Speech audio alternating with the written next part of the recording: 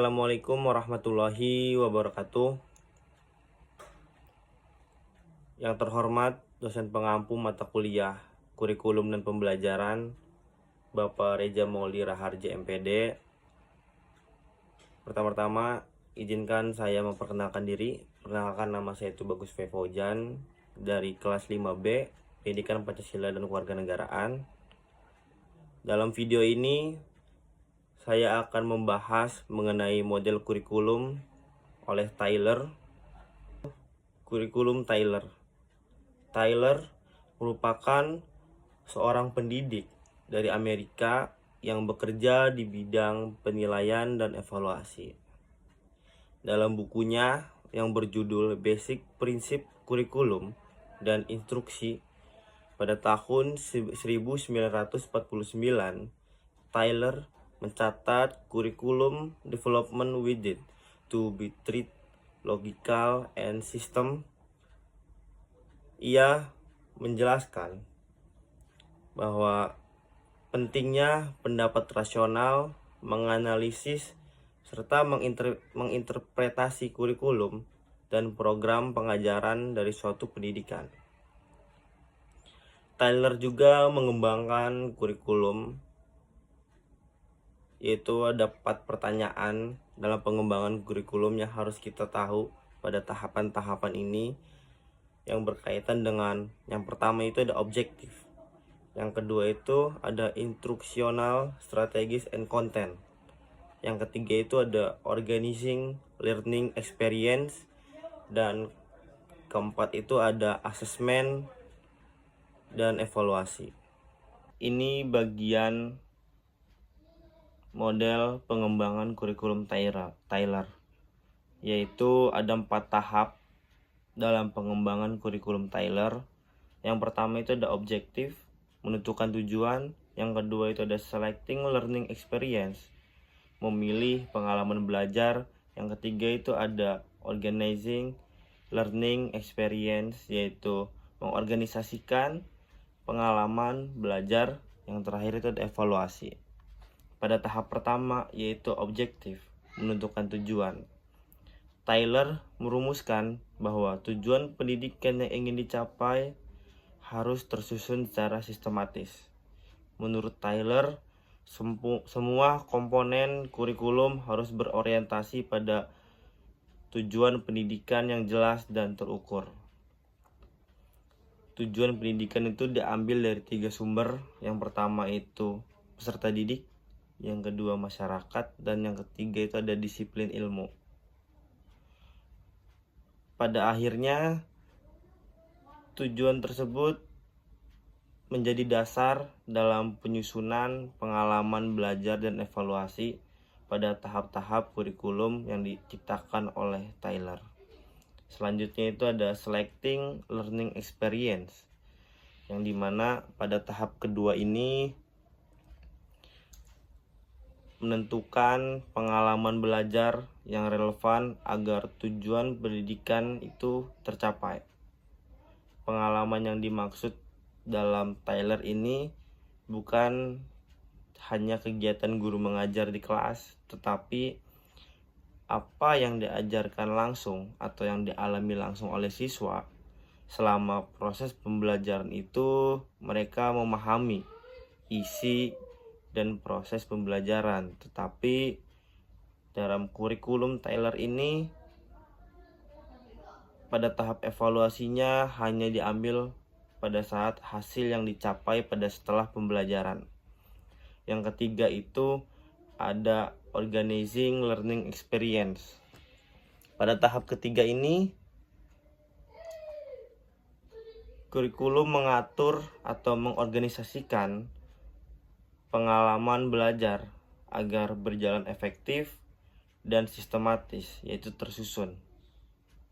Dalam kurikulum Tyler ini, Tyler menekankan bahwa pengalaman belajar harus disusun secara berurutan dan saling berhubungan agar siswa memperoleh pemahaman yang mendalam.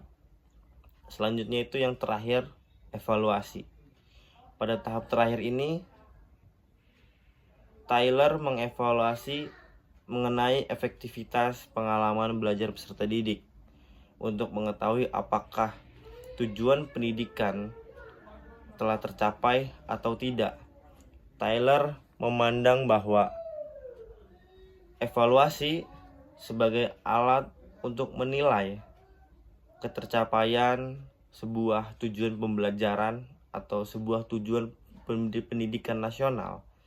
Pada tahap evaluasi ini dilakukan dengan cara membandingkan hasil belajar siswa dengan tujuan yang dirumuskan di tahap awal, yaitu pada tahap objektif menentukan tujuan. Selanjutnya itu ada rancangan penerapan pembelajaran dengan menggunakan model kurikulum Tyler.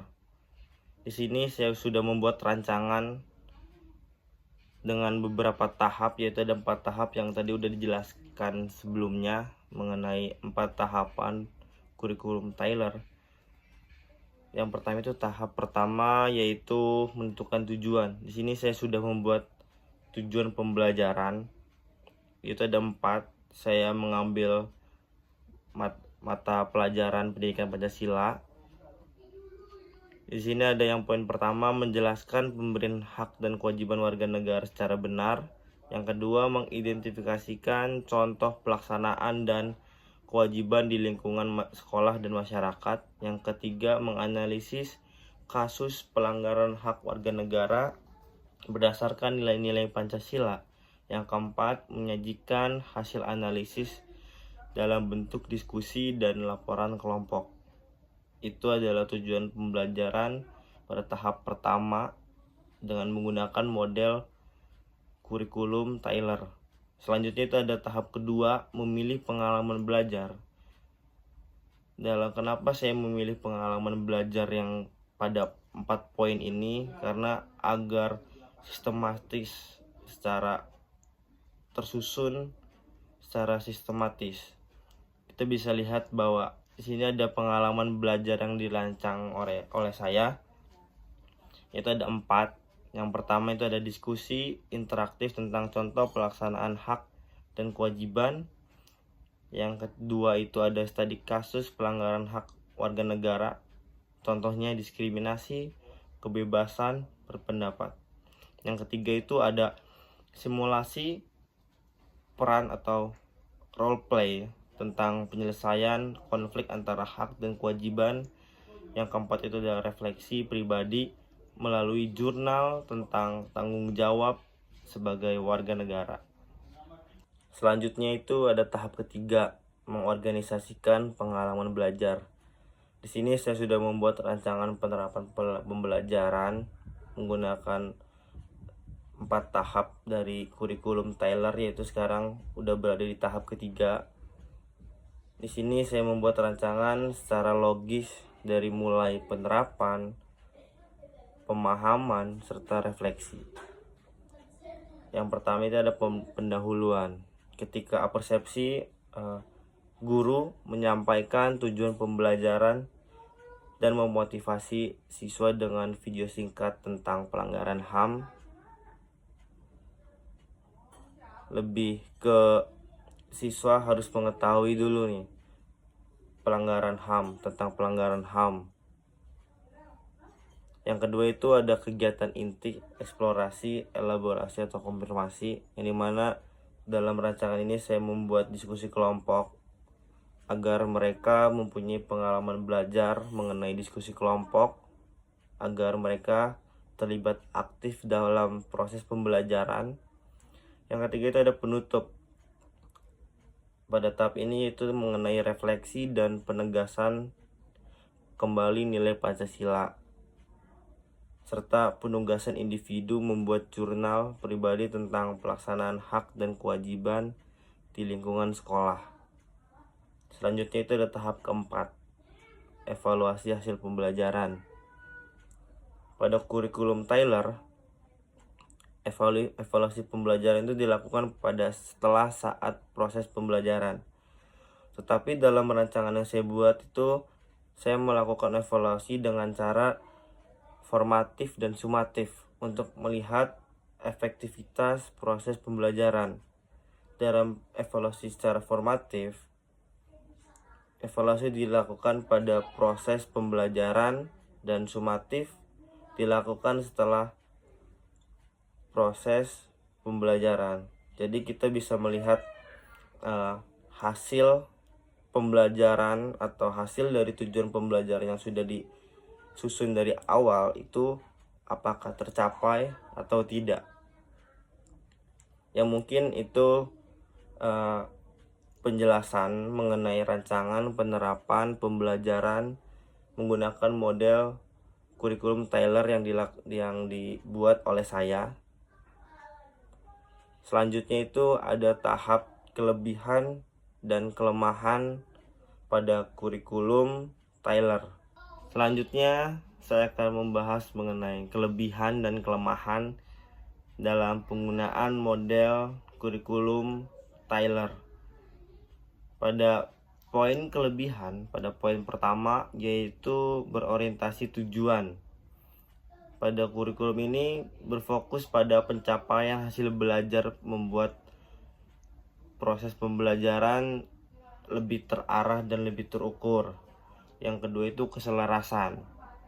Dengan menggunakan ini adanya konsistensi antara tujuan, materi, dan pembelajaran serta evaluasi. Yang ketiga itu fleksibel. Jadi kurikulum ini dapat diterapkan pada berbagai jenjang pendidikan baik SD, SMP, SMA, dan bidang studi karena prinsipnya itu universal. Selanjutnya itu ada kelemahan. Kelemahan pada kurikulum Tyler ini ada 3. Yang pertama itu kurikulumnya terlalu berorientasi pada hasil belajar peserta didik. Dalam kelemahannya itu kurangnya memperhatikan proses pembelajaran, pengalaman afektif, dan nilai-nilai non-kognitif siswa. Yang kedua itu ada kurangnya menekankan pada kreativitas dan refleksi guru. Jadi dalam kurikulum Tyler ini, guru itu lebih berperan sebagai pelaksana kurikulum daripada mengembangkan kurikulum yang bersifat atau yang secara inovatif dilakukan oleh guru. Yang ketiga itu kurangnya adaptif terhadap dinamika sosial dan budaya. Dalam konteks pendidikan yang kompleks seperti di negara kita ini, yaitu negara Indonesia, tujuan belajar tidak selalu bisa ditetapkan secara statis di awal, harus dilaksanakan secara dinamis, secara untuk penyesuaian dari perkembangan zaman atau arusnya globalisasi, di tengah arusnya globalisasi ini. Selanjutnya itu ini ada rekomendasi perbaikan mengenai model kurikulum Tyler. Itu ada 3. Yang pertama itu perluas fokus dari tujuan ke proses pembelajaran. Artinya dalam poin pertama ini pembelajaran tidak hanya melalui hasil akhir atau tujuan, tetapi juga memperhatikan bagaimana proses siswa belajar. Dengan begitu, guru dapat melihat perkembangan sikap, keterampilan, dan pemahaman siswa selama proses pembelajaran. Yang kedua yaitu mendorong partisipasi guru sebagai pengembang kurikulum. Guru tidak hanya melaksanakan kurikulum saja, tetapi juga harus ikut merancang dan menyesuaikan isi pembelajaran sesuai kebutuhan siswa dan kondisi di sekolah. Ini bisa membuat pembelajaran lebih relevan dan bermakna, serta memudahkan guru dalam proses pembelajaran. Selanjutnya itu yang ketiga, mengintegrasikan teknologi dan literasi digital, yang dimana kita tahu bahwa sekarang kita di fase di tengah arus globalisasi yang sangat cepat. Ya, perbaikan dalam model Tyler ini perlu disesuaikan dengan perkembangan zaman. Kita tahu bahwa model perkembangan Tyler ini diciptakan atau lahir sebelum digital itu ada. Jadi perbaikannya itu, jadi model kurikulum Tyler ini harus disesuaikan dengan perkembangan zaman, dengan adanya teknologi dan literasi digital dan informasi yang sangat cepat di tengah arusnya globalisasi. Ini harus menjadi bagian dari pembelajaran agar siswa tetap menghadapi tantangan di era digital yang akan datang. Itu saja penjelasan mengenai model pengembangan atau model kurikulum oleh Tyler. Kurang lebihnya mohon maaf. Wabillahi taufiq wal hidayah. Wassalamualaikum warahmatullahi wabarakatuh.